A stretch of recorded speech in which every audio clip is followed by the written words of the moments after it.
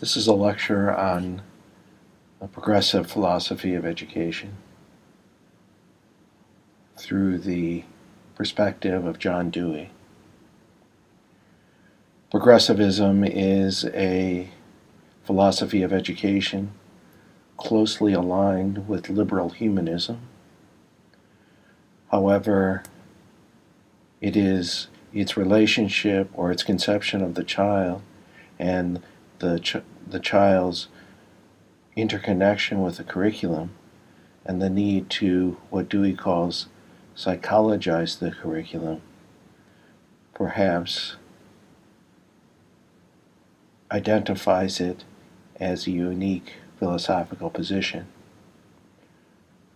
Although it is very close to liberal humanism in that it's an attempt to liberate the powers of the child, of the student, to liberate and develop the person's capacity for further experience. So we will explore Dewey's philosophy of progressive education as he has articulated it in an early essay called The Child and the Curriculum, as well as a few chapters from his great book, Democracy and Education. We begin with the nature of the child. From Dewey's perspective, the child is a psychological being in the sense that the child is personal, emotional, subjective, holistic, experiential. That is the mindset, the consciousness of the child. The child lives in a psychological world, which is distinct from the world of the adult mind, which is abstract, logical, ordered, codified, etc. The child is an immature being, an undeveloped being, however, a being with great potential. And we need to, from Dewey's perspective, take into consideration where the child is in terms of their consciousness. So we begin with the child as a personal, emotional, subjective, holistic being. And these quotations from the child in the curriculum express that idea of the child as a psychological being. Now, inherent in the child's nature and inherent in human nature for Dewey is the idea of plasticity. That is, inherent in our being is an innate capacity to learn from experience. Plasticity doesn't mean or doesn't imply being plastic, that is, being molded. Plasticity means for Dewey a capacity to learn, and that capacity is innate. It's a capacity as an ability, a power, a potency, a force to learn from experience and to develop from experience. As he writes in Democracy and Education, it is essentially the ability to learn from experience, the power to retain from one experience something which is of avail in coping with the difficulties of a later situation. This means power to modify actions on the basis of the results of prior experience, the power to develop dispositions. This is the idea of plasticity, the capacity, the ability to learn from experience. And this notion is central to Dewey's philosophy. From this perspective, growth development is an ability. It's an innate power to develop. We have each within each of us, and the child has within her an innate power to grow, an innate power to develop. The immaturity means the possibility of growth. And that, as Dewey suggests, that's not an absence of power, but a force present in the child. So the ability, the force to grow and develop, to learn from experience, to develop the capacity for experience, is inherent in the child herself. It's a positive force. We, as Dewey says, we do not have to draw out or induce positive activities from a child. They already exist. Growth is not something done to them, it is something they do. So here we have the idea of development as centered in the child and not an external imposition onto the child. That the child grows naturally. That there is an inherent ability to grow and develop, and that is the nature of life. And therefore, development isn't something done to the child, student. It's something the child does. And this is critical for the progressive philosophy of education, and therefore it is fundamentally child-centered in this sense of growth as an innate power to develop. Yes, growth is inherent in life itself. Life is development, and that developing, growing is life. Translated into its educational equivalence, that means, one, that the educational process has no end beyond itself. It is its own end, and that the educational process is one of continual reorganizing, reconstructing, transforming. A very profound idea. Very insightful and unique idea from Dewey. The educational process is a process of growth. Its growth is an end in itself, and therefore an education for growth is an end in itself.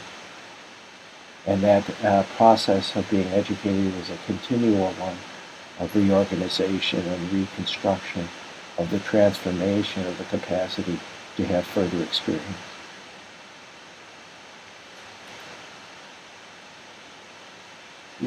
Dewey contrasts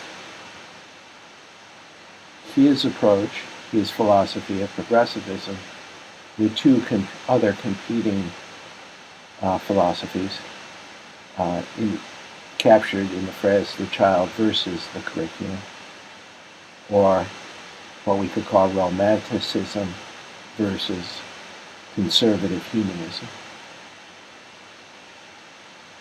As we already have seen in conservative humanism fixes its attention upon the importance of the subject matter of the curriculum, that is, the world of human achievement, and as an inheritance, the cultural heritage.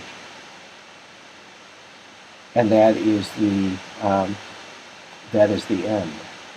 Initiation into the human world of achievement is the end or purpose of education. And the subject matter furnishes the end, and it determines the method.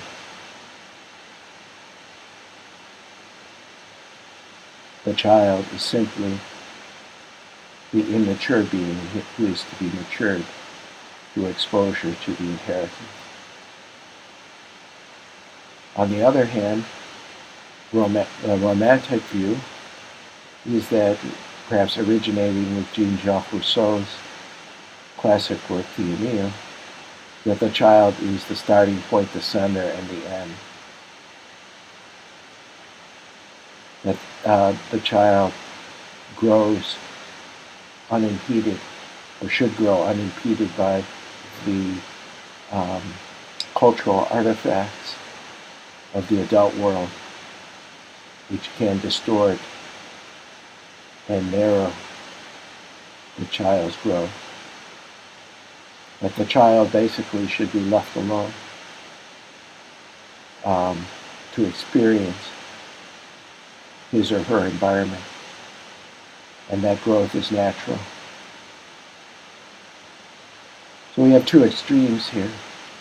On the one hand, we have the child alone to develop, and on the other hand, in conservative humanism, we have the curriculum. This is a juxtaposition between the child and the curriculum. And it's a juxtaposition that, or a duality that Dewey seeks to unite, to integrate.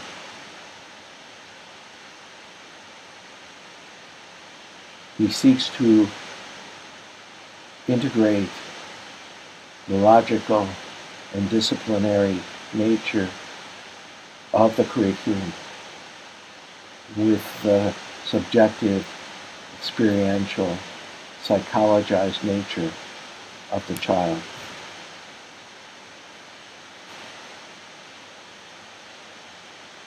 And he conceives an education for growth as requiring an integration of the child and the curriculum. So Dewey here is seeking not to maintain the duality between the child and the curriculum, but to integrate the child with the curriculum. He does not see them in opposition, as binary oppositions, but as aspects of the same unified whole. And he seeks their unity.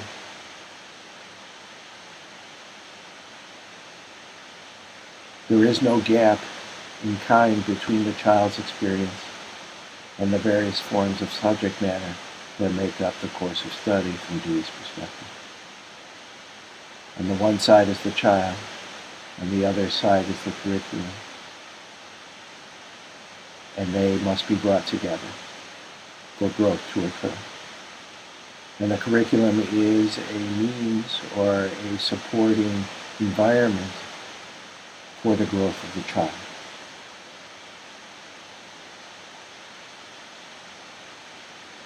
The subject matter should not be seen as something fixed and ready-made outside the child's experience.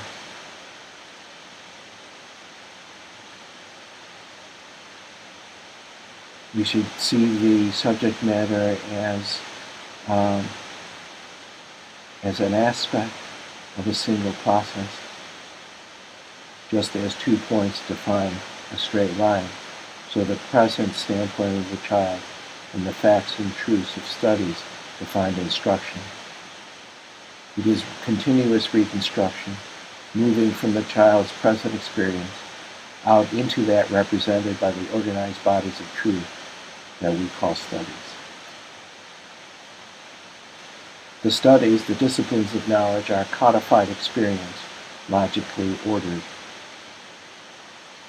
They represent the possibilities of growth inherent in the child. That is, all the various disciplines of knowledge, history, literature, poetry, science, mathematics, philosophy, etc. All these disciplines of knowledge are abstracted, logically ordered, and codified expressions of human experience. They are not divorced from human experience.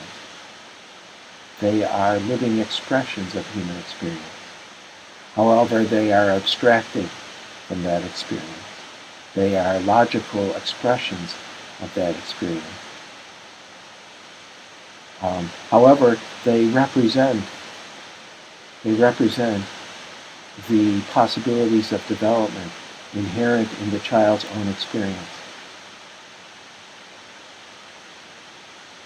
However, they are not part of the living experiences of the child as yet. They represent what could be the potentiality of the child as the child grows and develops.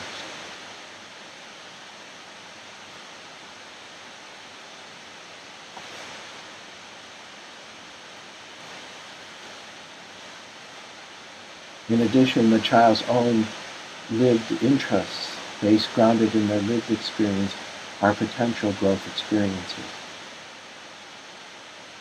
They are attitudes toward possible experience, but they are not achievements. So the child is a potential being with interests, with a lived experience, yet unformed, not yet fully formed, rather. But there is a direction inherent in the interest and experience of the child.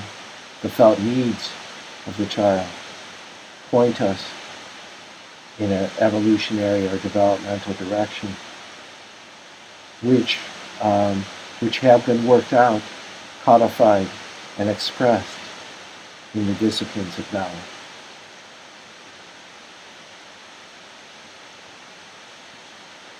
Growth is the development of the capacity for further experience for doing. That is, it's not a putting in, it's not a extracting, it's a developmental process of reorganization and reconstruction and transformation of one's ability or capacity for further experience. Is one's capacity for further experience being developed? Is it growing? Or are we stuck in our current state of capacity for having experience? Dewey suggests we are evolutionary beings. The child is an evolutionary being with the inherent power of growth, and that inherent power of growth is the power to develop the capacity for further experience. The problem of directing this capacity for further experience into greater developmental heights is the problem of selecting appropriate stimuli in order to stimulate the reorganization and transformation of that capacity. The key here is that of growth as development, and growth is the reconstruction and development of the capacity for experience. However, growth requires guidance as a process of liberation. We're not molding, we're not initiating, we're not constructing the mind, nor are we letting the mind or the child's native capacities run freely and freely developing. But we are guiding the process of growth. And that is a process of freeing the life process for its own most adequate fulfillment.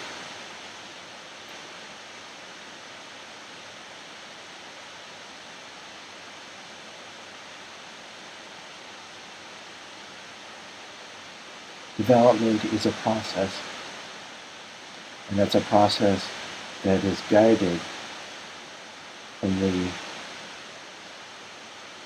that needs guidance in order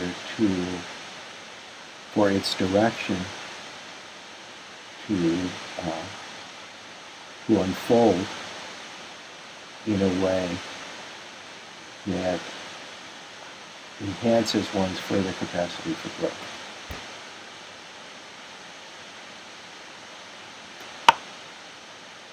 Therefore, the purpose of education for Dewey, for progressivism, is growth. Growth is education, education is for growth, and growth is the capacity, the heightening of the capacity for further experience.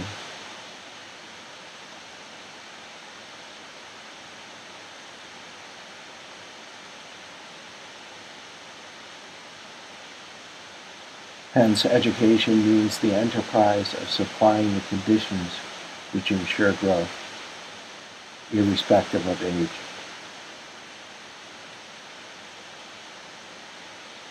And immaturity, we shouldn't be impatient with immaturity, regarding it as something to be got over as rapidly as possible. We should see the immaturity of the child as an opportunity to direct that child's growth.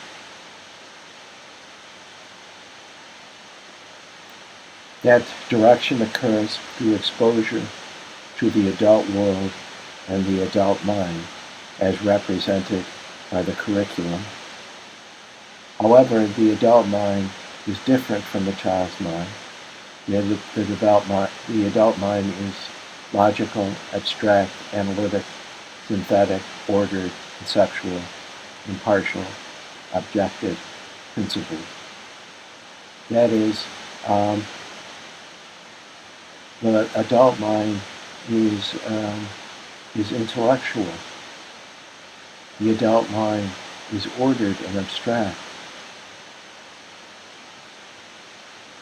And that is represented in the matured expressions of the mind as it is expressed in the various studies and disciplines of knowledge.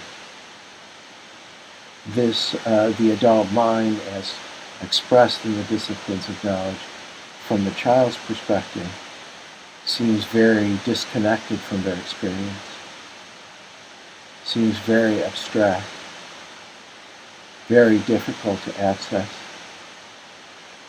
very unapproachable for the child. Yet, within the adult mind and the expressions of the adult mind is the future of the child, is the future end of the child's growth. It's of fundamental importance to the child, yet the child cannot readily and easily access the life of the mind of the adult.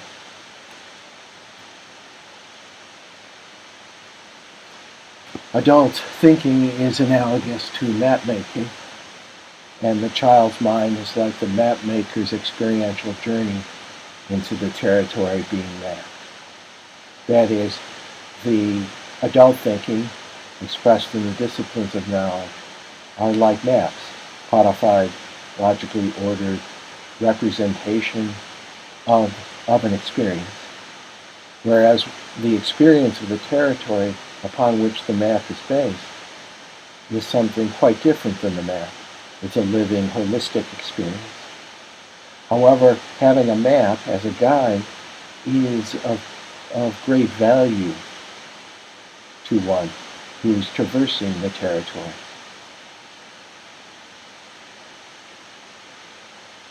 However, the map must be connected to the territory.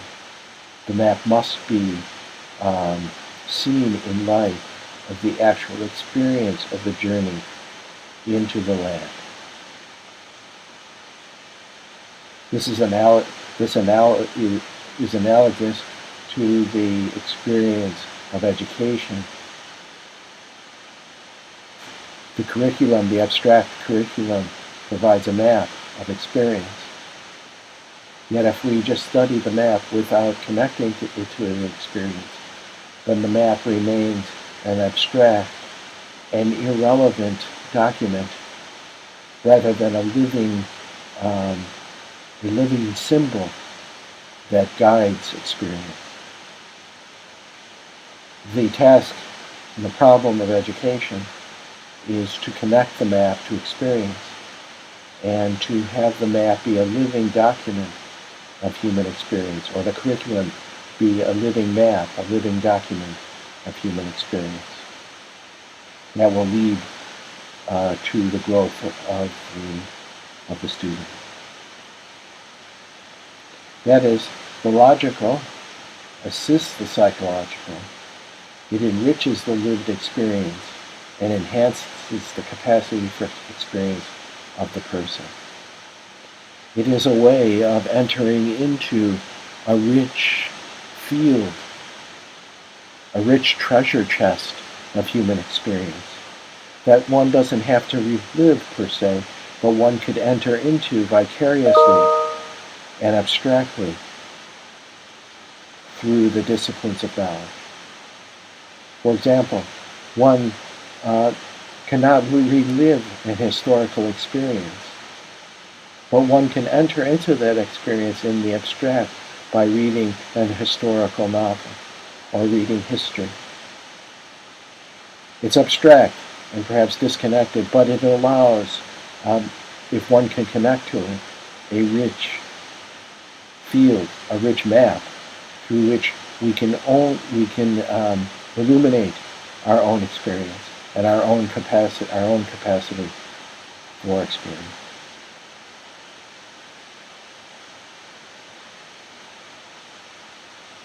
That is the logical, the abstract generalization, classification of adult knowledge is conceived not as opposed to the process of growth. The logical is not set over against the psychological. It is there to assist the psychological. It is there to guide the developmental process.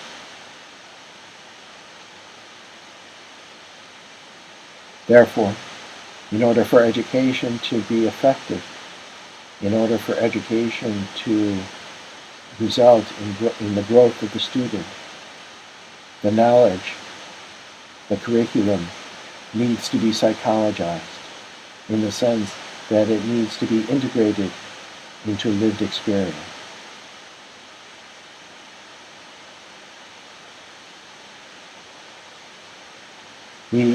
The teacher needs to reinstate into experience the subject matter of the studies. That is the curriculum. The teacher must restore the experience from which it has been abstracted. It needs to be, that is, the curriculum needs to be psychologized, turned over, translated into immediate and individual experience within which it has its origin and significance. The teacher is concerned with the subject matter of the science as representing a given stage and phase of the development of experience. His problem is that of inducing a vital and personal experiencing. Hence, what concerns him as a teacher is the ways in which that subject may become a part of experience, what there is in the child's present that is usable with reference to it.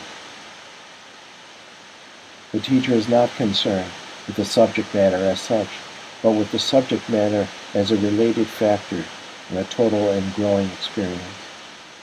Thus, to see it is to psychologize it. And Dewey concludes, it is the failure to keep in mind the double aspect of subject matter which causes the curriculum and child to be set over against each other, as described earlier.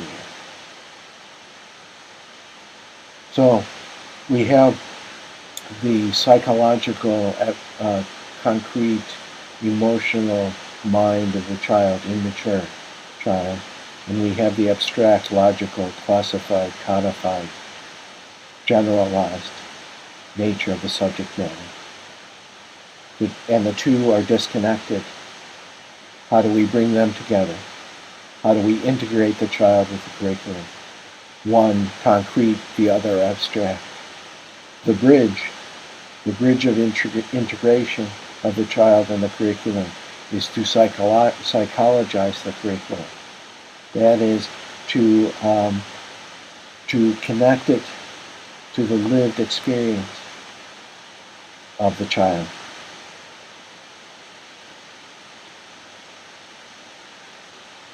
When we do this, when we connect it to the lived experience of the child, when we psychologize the knowledge, then inherent in that psychologizing of the subject matter is inherent motivation. If the child can see herself reflected, her experience reflected in the subject matter, and relevant to her own experience, and the subject matter, then the interest in the subject matter becomes enlivened.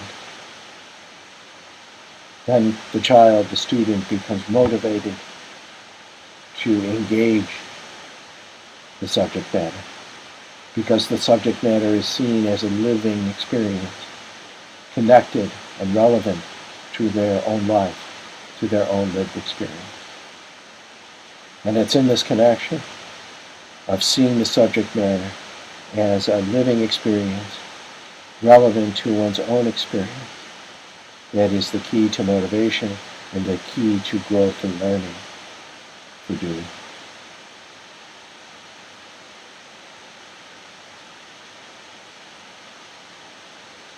We need, one only learns something when one's motivated to learn it, when one sees a living interest in it. We are fooling ourselves if we think we can generate motivation externally to the experience of the student. Dewey suggests that's completely impossible, that we only learn something when we have an interest in it, and we only have an interest in something when it is connected to our own felt needs, our own problems, our own curiosity, our own lived experience. You don't have to drill and artificially drive. You need to connect the subject matter to the lived experience of the child. This occurs through the design of the environment of the child. The teacher, a part of the pedagogical method, is to design a developmental environment.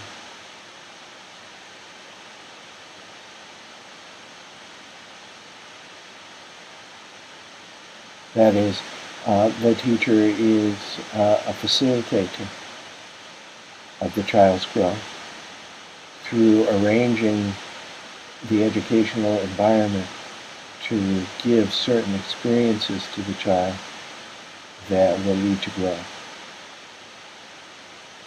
that will psychologize the curriculum.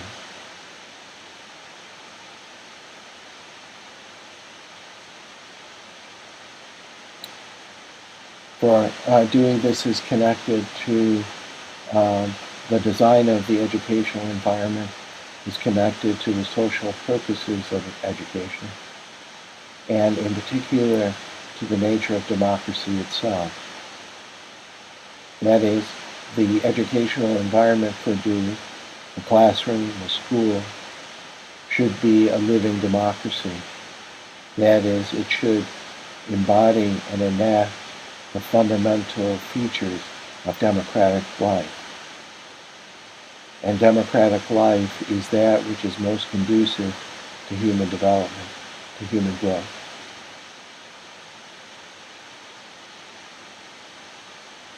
As Dewey writes, a democracy is more than a form of government. It's primarily a mode of associated living, of conjoint communicated experience. The extension in space of the number of individuals who participate in an interest, so that each has to refer his own action to that of others, and consider the action of others to give point and direction to his own, is equivalent to breaking down of those barriers of class, race, and national territory, which kept men from perceiving the full import of their activity. These more numerous and varied points of contact denote a greater diversity of stimuli to which an individual has to respond. They consequently put a premium on variation in his action. They secure a liberation of powers which remain suppressed as long as the incitations to action are partial, as they must be in a group which in its exclusiveness shuts out many interests. Here we have in this statement Dewey's notion of democracy and the features of democracy which lend itself to the all-around growth of the individual. And these features are that there are varied shared interests. That is, there's a diversity of shared interests. There's also diverse association. There are many different points of contact between many different kinds of people. There is, in other words, pluralism in the environment, both in terms of interests and in terms of association, and that there is free and equitable social intercourse in the environment.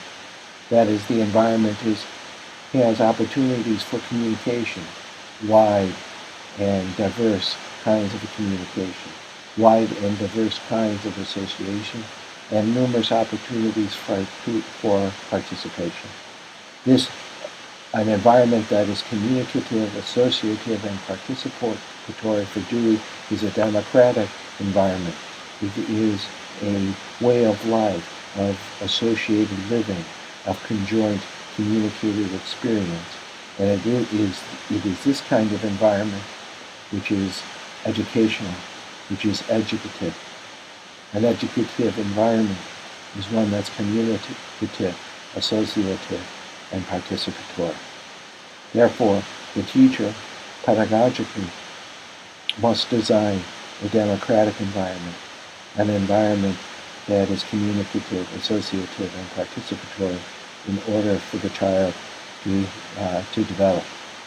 The child will develop in this rich environment, this rich democratic environment, and that environment is most conducive to growth. The method, the more specific method, the method of psychologizing the curriculum, the pedagogical approach that Dewey suggests, along with the democratizing of the classroom environment, is a pedagogical method that is student-centered. It's project-oriented, it's inquiry-based, experiential, and experimental.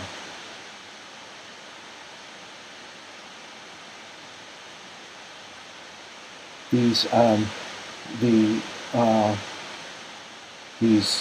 features of these elements of the method are features of a reflective situation. There's a problem, a felt problem, an interest. Based upon that interest, projects students can engage with the direction of the teacher in various projects centered around their interests, their lived experience, their felt needs. And those projects will involve the collection and analysis of data, the projection and elaboration of ideas, and the experimental application and testing of those ideas. Therefore, the method is inquiry-based. Dewey, in his progressive method, advocates that we engage students in inquiry, in questioning, in experimentation, not in transmission per se, but in an exploration of the world, aided by the disciplines of knowledge. So the psychologizing of the curriculum is mediated by the project method, which is inquiry-based and experimental, grounded, student-centered, grounded in the lived experience of the student. The process of growth and the process of learning, therefore, is one of reflection, of reflective inquiry. Dewey here is advocating a pedagogy of reflective inquiry that's grounded in the lived experience of the student.